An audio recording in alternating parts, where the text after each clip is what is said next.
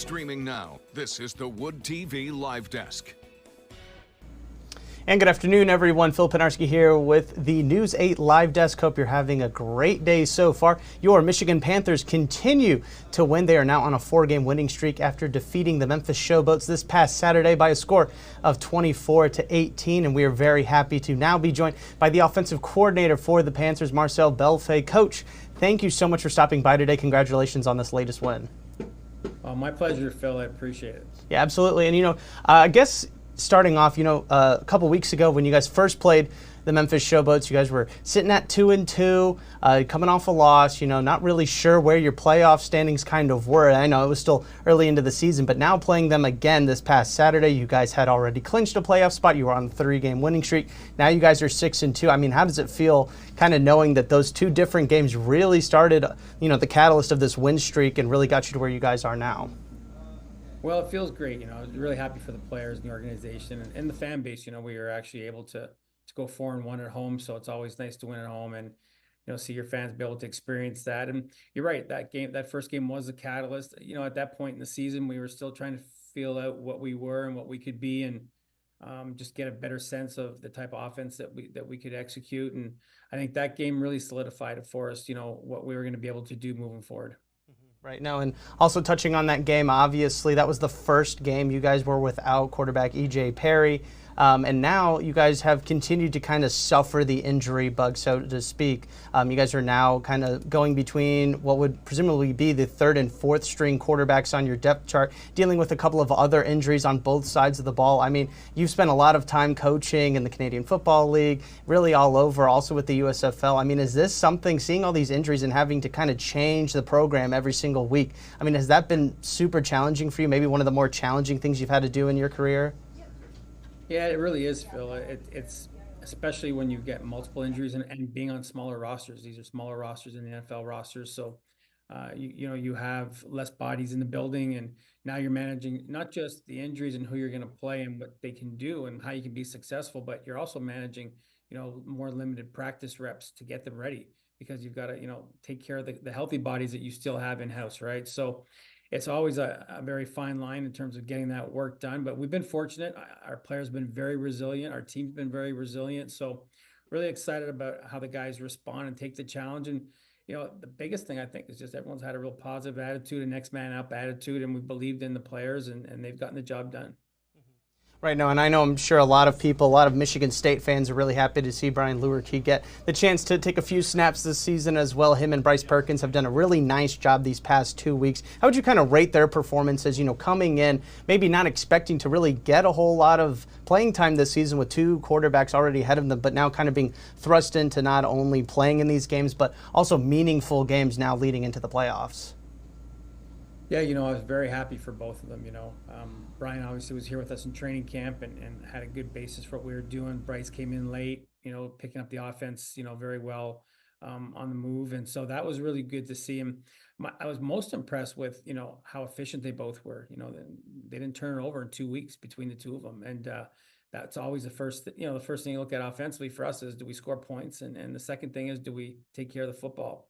And so they've done a really good job of making good decisions, protecting the football, but still making plays and giving us a chance to win every week. So kudos to both of them. They've really done a great job, and you're happy to see their success. Absolutely. And you've spent several decades coaching, as I mentioned earlier, mainly in the Canadian Football League. You were over with the Philadelphia Stars in the USFL last season before it turned into the UFL and now coming over to the Michigan Panthers. What was it about not only the UFL, but more specifically the Michigan Panthers that really drew you to wanting to join the team and really continue on with coaching them?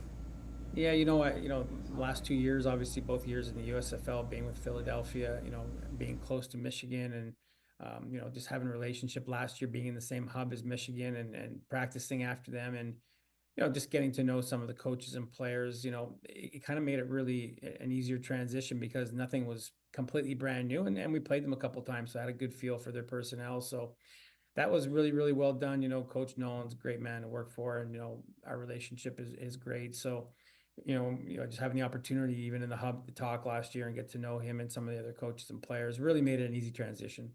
And being able to continue playing home games at Ford Field, I'm sure, didn't hurt that either. Coach, as I mentioned, you've spent a lot of time in the Canadian Football League. People have been watching, the UFL this season have noticed a couple of changes from, say, the NFL or maybe even college football. The Canadian Football League also has a few different rules and different formats and things that people may not be familiar with. But if there was one thing from all your years coaching in the Canadian Football League that you would like to see maybe transition to the UFL or maybe come, stateside in the NFL, college football, what's something that you think is really underrated and would be super fun to include in these different leagues?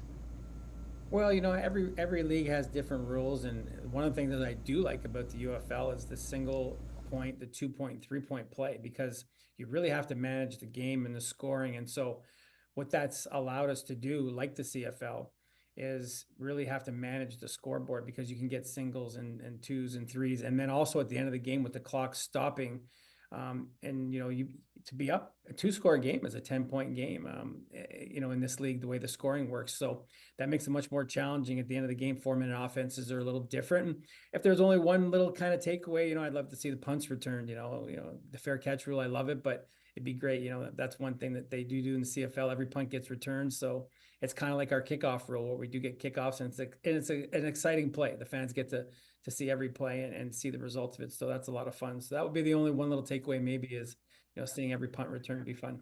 Right. And, I got to ask about those different extra point conversions. People can go for 1 or 2.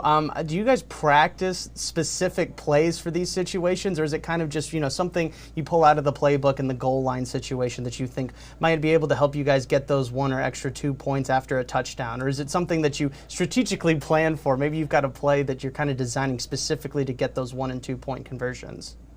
So we do have a menu of plays that we use for 1 and 2 and 3-point plays, and they're first based off the type of defense that we anticipate seeing, and some defenses play differently down there in that situation. So it has to match that. And every week we have a little menu that's up, and you've got a couple columns in each one. And not only that, the 4th and 12 rule, which I love as well, at the end of the game, not having to do an onside kick. So we have to manage that as well and have play selections for that. So the diversity of your call sheet is really different, because there's so many different situations you have to be prepared for.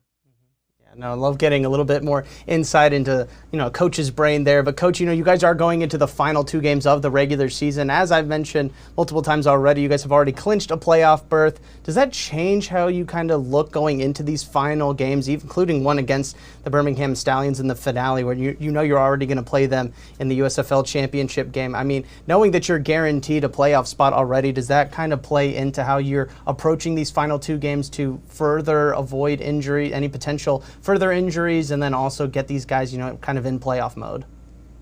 Yeah, it's a good question, Phil, because there's really 2 things at play here. One is you always have to have the foot on the gas. I mean, you always want to be playing well going into the playoffs, and you want to be getting better. And so, that's going to be a focus of ours. And then the second piece is, how do you manage your personnel? We are going to get some players back that have been injured, and, they have to get some playing time so that they can get the rust off and get their timing back. And the same perspective, you have some players that have maybe been playing through some injuries for the last 2-3 weeks that could use some well-deserved time off, right? So that's always a balance, but at the end of the day, you still have to be wanting to play good and, and keep the momentum going into the final part of the season.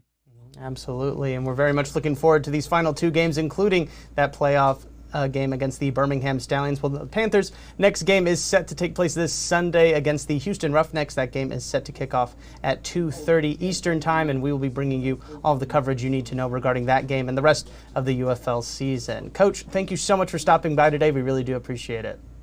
My pleasure, Phil. Thanks for having me. Of course, and I want to thank everybody else for tuning into this latest edition of the News 8 Live Desk. I'm Phil Pinarski, and we hope you have a great rest of your day.